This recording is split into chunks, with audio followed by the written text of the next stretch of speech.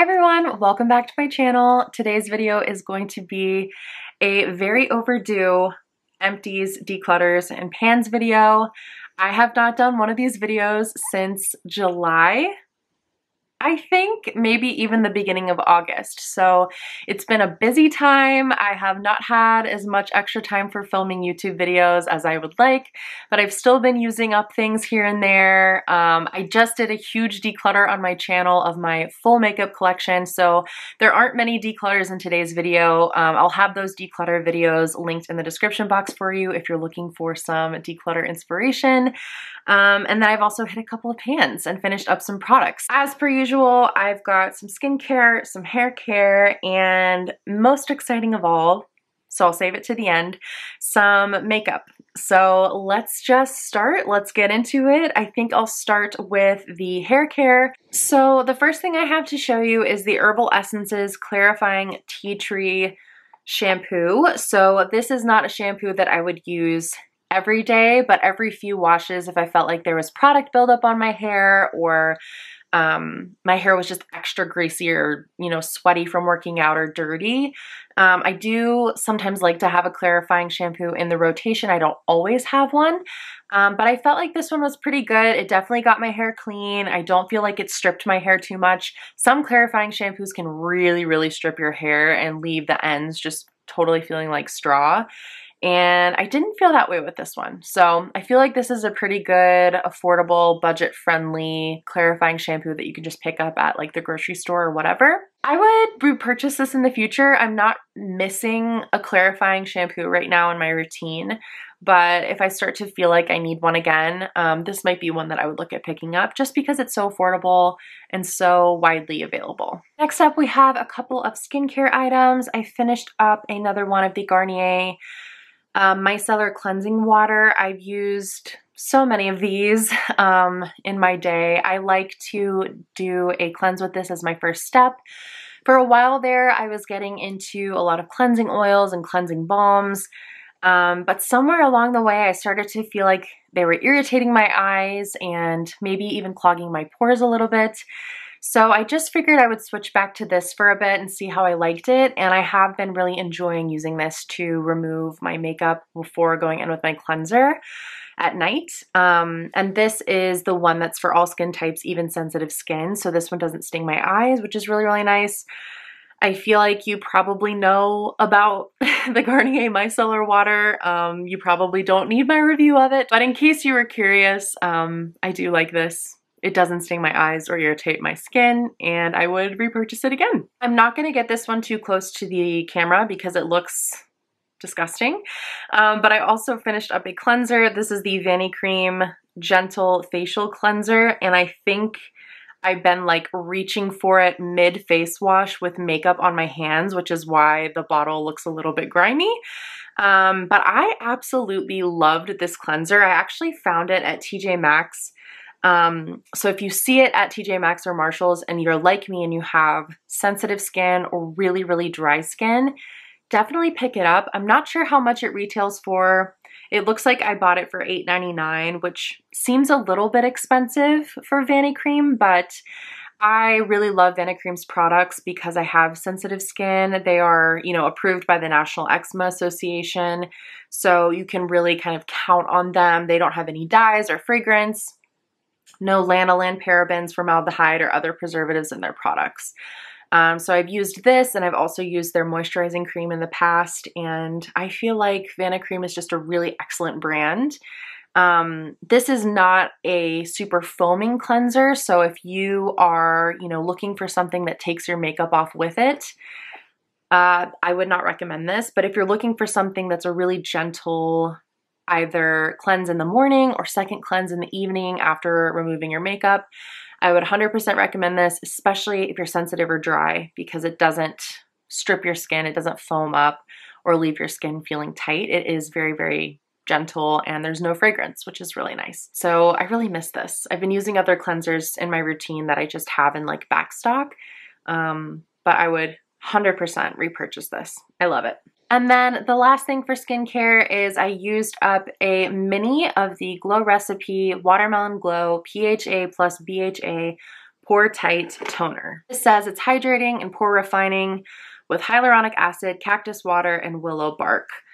I used this primarily for like my T-zone area where I feel like I have clogged pores, and just to kind of, I don't know, include a step in my routine that I felt like was targeting those clogged pores. I have to say I didn't notice a huge difference with using this, and it's also highly fragranced. I know, you know, their packaging is cute and things are very like themed, and it definitely has like that watermelon scent that they're known for. And I know a lot of people like that and enjoy that. It's not my favorite. I definitely prefer something a little bit more either like herbal and aromatherapy leaning or fragrance free entirely in my skincare routine. But if I felt like this made a huge difference in the way my skin looked, I might be willing to overlook the scent. But because I just never really saw a huge payoff from this, it's not something that I would recommend or repurchase again. I'm going to try the Paula's Choice BHA toner instead and see if I notice a difference with that one, because that's one that I've heard be recommended for like closed comedones and clogged pores by dermatologists that I follow on Instagram and YouTube. And I've also heard lots of people who use it in their routines say good things about it. So I will report back on the Paula's Choice, but I think, at least for me, the Glow recipe is a skip. And with that, it is time for makeup empties. And I feel like I've used up a good amount of makeup for me. You know, makeup takes a really long time to use. And sometimes I feel like I'll go through a huge drought where it's like I'm using things and I'm not really seeing a lot of progress. And then all of a sudden everything will be empty and it's like, oh my gosh, what happened? I'm using up so much makeup. I feel like that's what's been going on the past couple of weeks. So I've got quite a few empties here to share, which is exciting. The first, which is extra exciting because I've had this product for so long. This is the Kosas Revealer Concealer. I've got a couple of shades of this. This is my lightest shade in 01N, and this is my preferred shade for under my eyes. It's gonna look like there's product around the sides, but I'm telling you, I cannot get any more product out of this thing. I've been scraping and scraping and scraping at the sides, refusing to believe that it's empty, but it is. I can't get enough out to get my under eyes sufficiently concealed anymore. This is probably my favorite concealer that I've used in recent years, especially because my skin is so dry and my under eyes in particular are really, really dry. Particularly in the winter time, I get a little bit of eczema around my eye area. And this is one of the concealers, one of the only concealers that doesn't exaggerate that dryness. So for that reason, I've been like a devotee to this concealer since I discovered it. Like I said, I do have another one currently in my collection.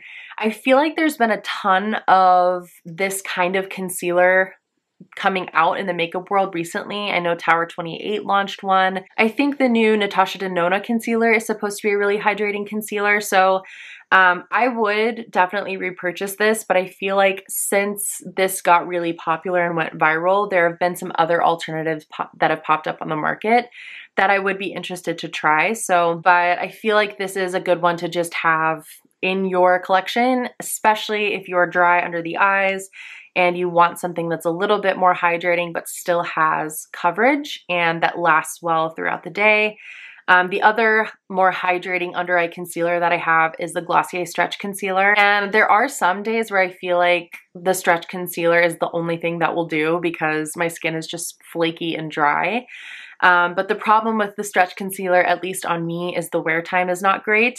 And this one definitely has a better wear time. I do set it with powder just to increase the wear time as much as possible and decrease the chances of it creasing. But overall, I would recommend and repurchase this concealer for sure. Next up, we've got another product that I really, really love and enjoy. This is the Charlotte Tilbury Hollywood Contour Wand. I have the shade Fair Medium, and this is another one that I have kind of been in denial about the fact that there's no product left in here. This is obviously a super viral option for a liquid contour. There have since been a bunch of drugstore dupes that have popped up.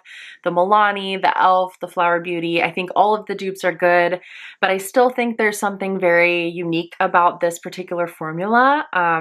It is expensive though, and because we have so many dupes now, it's kind of like, I don't know if I would go out and repurchase this immediately. I mean, I'm not repurchasing this immediately because I do have the Milani and the e.l.f. ones that I can use in the place of this, but maybe one day down the line, if I really, really miss this, I would repurchase it because I do think it's a really, really nice formula. And it's also just really easy to use. Like, I feel like it's just kind of a foolproof way to have a really nice blended contour that doesn't end up looking super muddy or patchy on me. So I'm sad to see this go, but I do have the e.l.f. and Milani waiting for me in my collection to use instead. I feel like I might have told you all about this one before, but so I apologize if I'm repeating myself, but it was still in my Empties box, so I'll just quickly go through it. This is the Becca Shimmering Skin Perfector Liquid Highlighter in the shade Opal. This was in my Project 10 pan since the start of the year, and I did empty this one as well. This one is a mini too, but there was so much product in here, so it still felt like a huge accomplishment to finish this one. But like I said, I feel like I've mentioned this in previous videos, so here it is again. Sorry if you've already heard me talk about this. And then I've got 3 mascaras. Geez Louise. So I feel like this is another one of those weird things where it was like, all of a sudden, all of my mascaras dried out. So I've got 2 of the Thrive Liquid Lash Extensions. One of these must be really old that I was just trying to hang on to. It must have been in the Empties box for a while. One of them I just retired a little bit more recently because my problem with this mascara, I love this mascara. It's a tubing mascara. That gives you a ton of volume and length, and it doesn't smudge or flake until it starts to dry out, and then it'll start flaking. And I just feel like this mascara is drying out a little bit more quickly than I would like, especially considering it's $25 a bottle. So I think I'm going to test a couple of drugstore tubing mascaras that I've heard good things about and just take a little break from repurchasing the Thrive for the time being, because I would like to find a more affordable alternative, especially at the rate I feel like this one is drying out. But, you know, if the price point is not a huge issue for you, or maybe you don't wear makeup or mascara that frequently and you're looking for a really good smudge-proof tubing mascara that still gives you lots of volume and impact to your lashes, the Thrive Cosmetics is an excellent formula. I also used up the Hamish Long Lash and Volume Mascara. This is also a tubing mascara. It's also a really, really good tubing mascara. I think there are a couple of variations on this. I want to say there's one that's more of like a lengthening, and this one is the volumizing. Either way, I saw some not so great reviews of the other version of this, but the volumizing version is really, really good. I think it's comparable to the Thrive Cosmetics in that it's smudge proof, it doesn't budge, and it still gives you lots of volume and length. I can't remember how much this one goes for. I want to say it was a little bit cheaper than the Thrive one. So if so, this might be a good kind of affordable alternative. The only issue with this one is that it is a K-beauty brand, so you have to buy it through those K-beauty retailers like Yes Style or Stylovana. I don't know if it's on Amazon, it might be, but it's just a little bit harder to get your hands on. Kind of like the Thrive, honestly, because you can only order the Thrive from their website, which is another thing that I'm thinking about when checking out some of these drugstore tubing mascaras, is not only the affordability, but also the accessibility of them. Finding ones that more people can get their hands on without having to, you know, place an order on a specific website and pay for that website's shipping, etc. But if you are placing an order on one of those retailers and looking to try a really, really good volumizing tubing mascara, I do like the Hamish volumizing formula. Okay, and then I've got 3 lip product empties, which is so exciting because I have so many lip products and I definitely need to be working my way through them. I finished up the Tarte Maracuja Juicy Lip. I think this was in the shade Rose. It doesn't say on the packaging anymore. This is not the plumping version, it's just the regular Juicy Lip version, which I actually prefer because I find it's a lot less drying than the plumping. These are really nice. They're really, really moisturizing.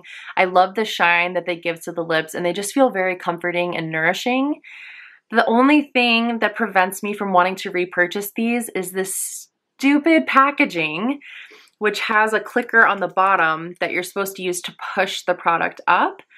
Unfortunately, though, the clicker stopped before the product ran out, so I ended up having to use a lip brush to kind of dig out the product every time, which is very inconvenient when, you know, maybe you're on the go and you have this in your purse. So it's really frustrating that apparently this is a common problem with the packaging, and it makes it hard to get out every last drop without having to dig in with a lip brush. It's unfortunate because the formula probably ranks, you know, top of my list in terms of the way it looks on my lips, the way it feels on my lips, and that it doesn't dry my lips out. It actually moisturizes them.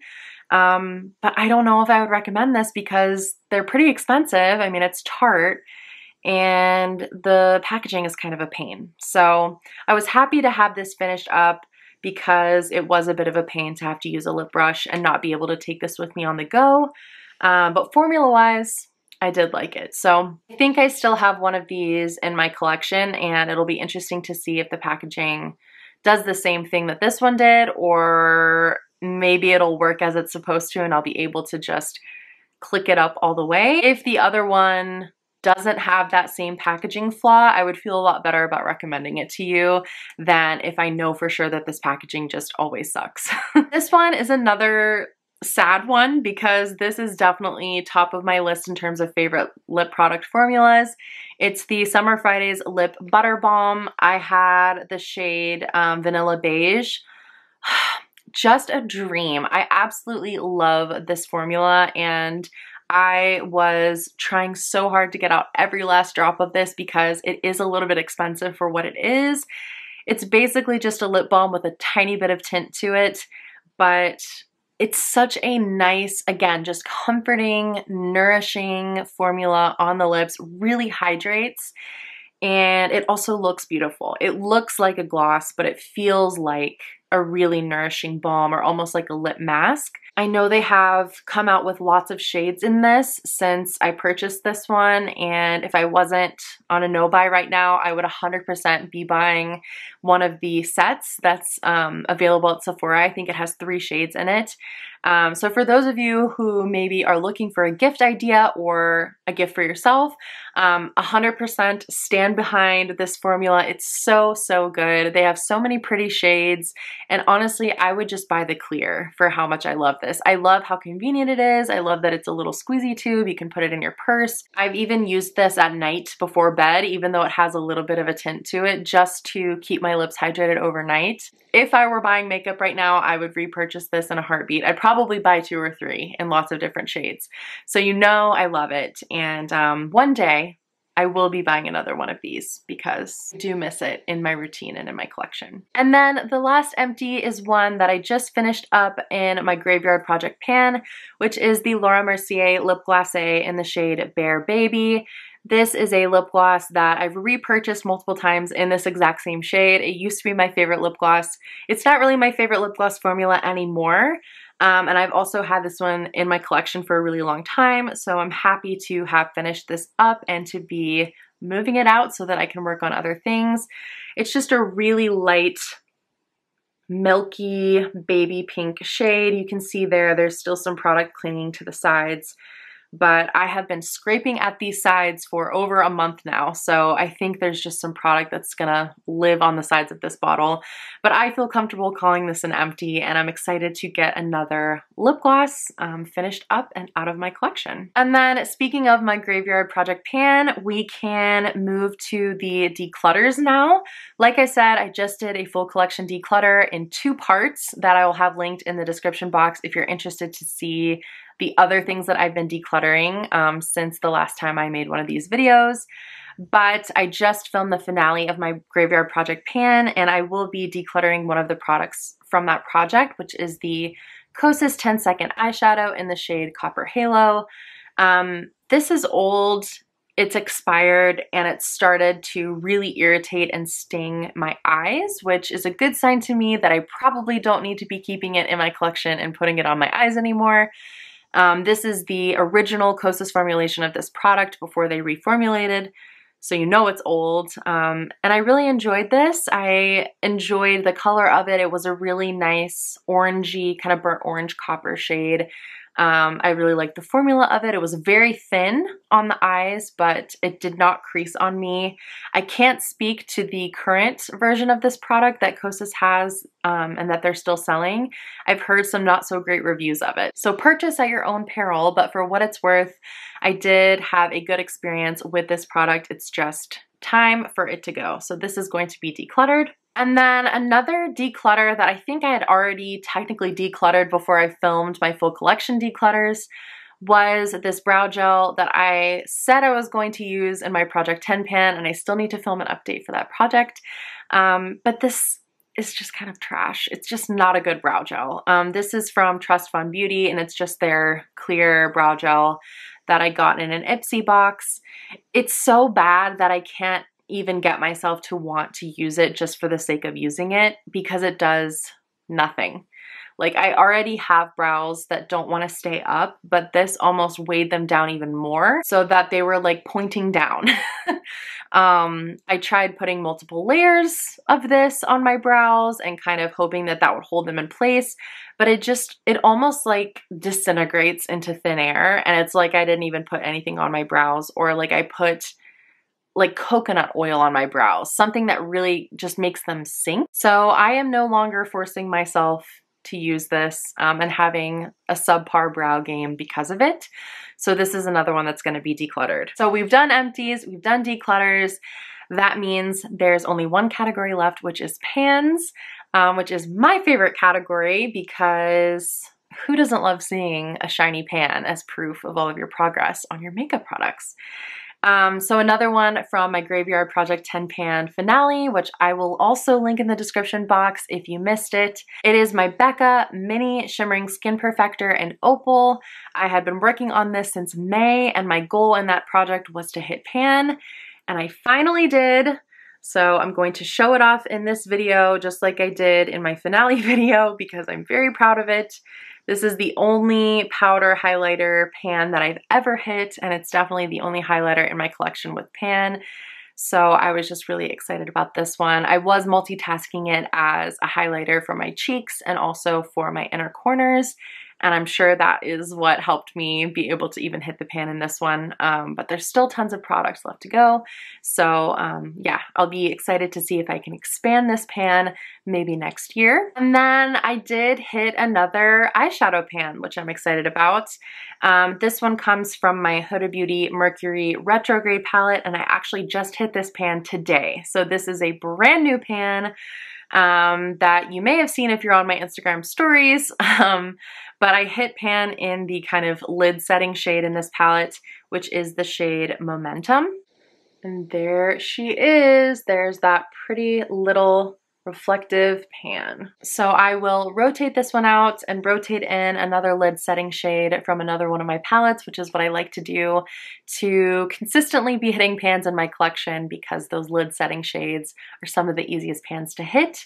But they count as pans nonetheless, so we got to take those wins where we can get them. And yeah, any pan is an exciting pan. So that's it. You are now all caught up on my empties, declutters, and pans from the past couple of months. I had grand plans to do one of these videos every single month in 2023, and it just has not happened that way. So I'm sorry for the delay, but hopefully that makes it a little bit more exciting when these videos do come around, because you know that I've had more time to be making progress on more stuff. Thank you so much for watching today. I hope you'll give the video a like if you liked it, and I will hope to see you in my next video. Bye!